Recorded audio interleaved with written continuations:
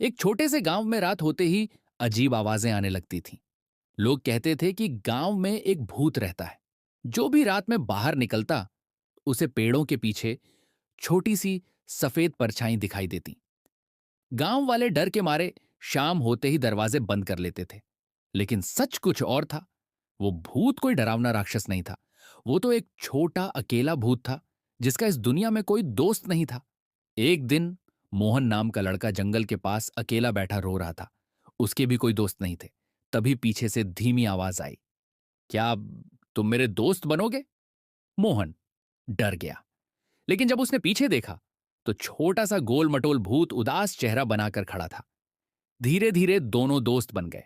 वे साथ खेलते, पेड़ों पर झूलते और रात में गांव घूमते। लेकिन गांव वालों को अभी भी लगता था कि भूत उन्हें नुकसान पहुंचाएगा। एक रात गांव में भयंकर तूफान आया।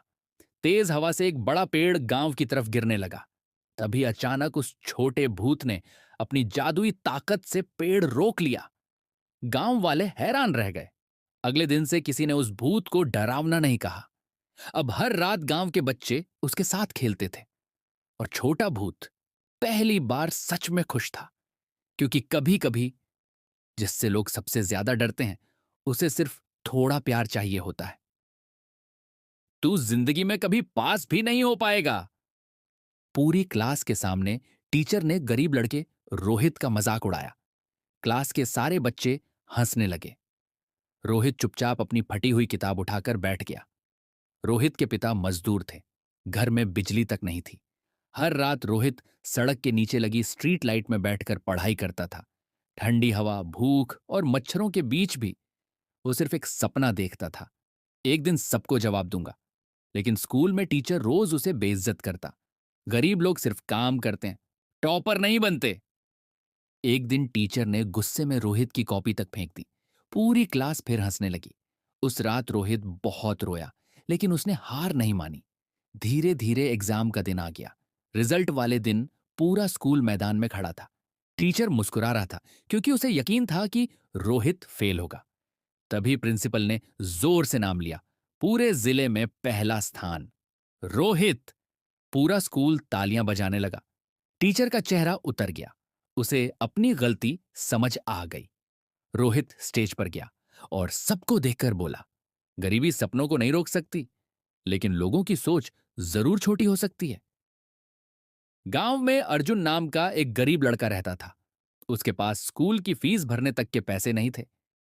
एक दिन बारिश में उसे सड़क किनारे एक चमकती हुई पुरानी पेंसिल मिली।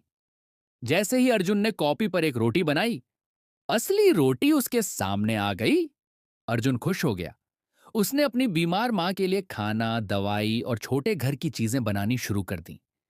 धीरे धीरे पूरे गांव में जादुई पेंसिल की खबर फैल गई। एक लालची अमीर आदमी ने अर्जुन को पकड़ लिया और बोला, मेरे लिए सोना बनाओ। डर के मारे अर्जुन ने सोने की ईंट बना दी। लेकिन जैसे ही लालची आदमी ने उसे छुआ, सोना मिट्टी बन गया। अर्जुन को समझ आया कि पेंसिल सिर्फ अच्छे काम के लिए जादू करती है। उस रात गांव में आग लग गई। लोग मदद के लिए चिल्लाने लगे। अर्जुन ने तुरंत बड़ी पानी की टंकी बनाकर गांव वालों की जान बचा ली। तभी अचानक जादुई पेंसिल हवा में चमकने लगी और धीरे धीरे गायब हो गई। जाने से पहले पेंसिल ने कॉपी पर एक लाइन लिखी, सच्चा जादू अच्छे दिल में होता है। नाम है जासूस पप्पू। लोग मुझे बेरोजगार समझते हैं, लेकिन मैं गांव का अंडरकवर डिटेक्टिव हूँ। मेरी नजर इतनी तेज है कि पड़ोसी के घर में क्या सब्जी बनी है वो भी पता चल जाता है। ये कोई मामूली चोरी नहीं है। समोसे ऐसे गायब हुए हैं जैसे रिचार्ज खत्म होते ही इंटरनेट गायब हो जाता है। यहाँ आलू, तेल और चटनी की स्मेल आ रही है, मतलब क्रिमिनल पास ही है। फुट ए। और अगर मैं गलत नहीं हूँ तो उसने एक्स्ट्रा हरी चटनी भी ली थी। ओहो, मुंह पर चटनी, आंखों में डर, 100% यही कल्प्रिट है। इतनी इनोसेंट एक्टिंग मत करो, मैं सीआईडी के सारे एपिसोड देख चुका हूँ। सुन लो गांव वालों, चोर बहुत चालाक है। उसने सारे सबूत खा लिए, लेकिन जासूस पप्पू से बचना इम्पॉसिबल है। आज रात सच बाहर आएगा या फिर मैं मच्छरों का बफे बन जाऊंगा। लेकिन डिटेक्टिव कभी डरता नहीं, बस कभी कभी डांट खा लेता है। अरे नहीं, ये क्या हो गया? आप गिरफ्तार किए जाते हैं। नहीं, मैंने कुछ नहीं किया। समोसे तो चुपचाप चलो। Mission successful. गांव सुरक्षित है। समोसे का बदला ले लिया गया है। अब डिटेक्टिव फीस में चाहिए 2 4 समोसे, 1 कटिंग चाय और फ्री में एक्स्ट्रा चटनी। हे भगवान, मेरी जिंदगी इतनी मुश्किल क्यों है? दिन रात मेहनत करता हूँ, फिर भी खाली हाथ रह जाता हूँ। लगता है किस्मत ने मेरा साथ छोड़ दिया है। ये जंगल के बीच मंदिर? हाँ, मैंने इसे पहले कभी नहीं देखा। राघव, कौन है वहाँ? तुम्हारी किस्मत बदल सकती है।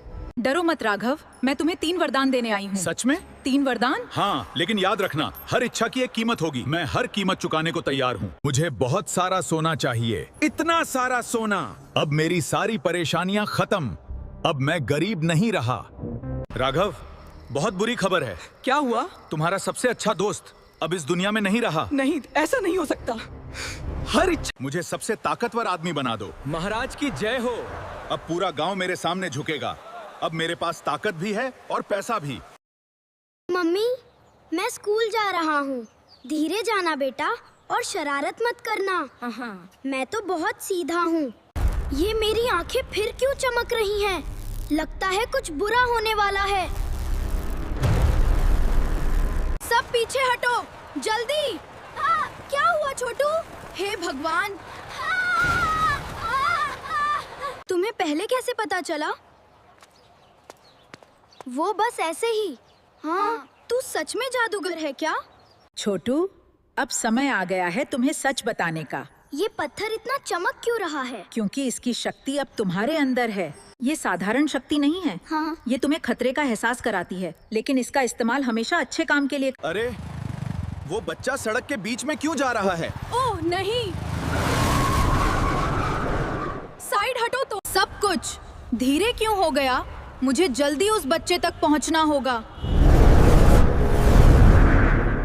डरो मत, मैं आ गया।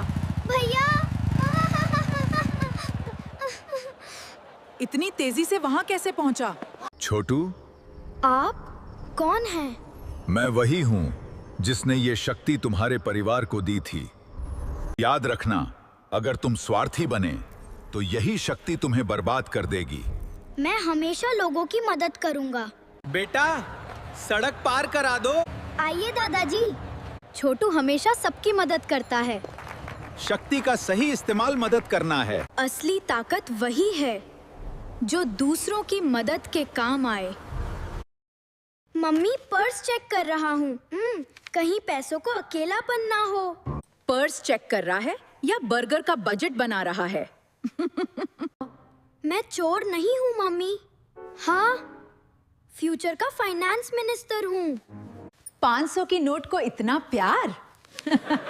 शादी भी उसी से करेगा क्या? आज तो बर्गर और पिज्जा पार्टी होगी।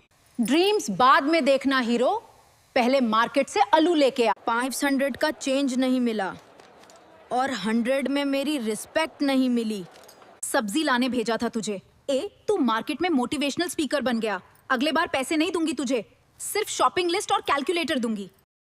भैया, इतनी अच्छी खुशबू आ रही है, मुझे लग रहा है मैं मोमोज नहीं, सीधा स्वर्ग के गेट पर आ गया हूँ।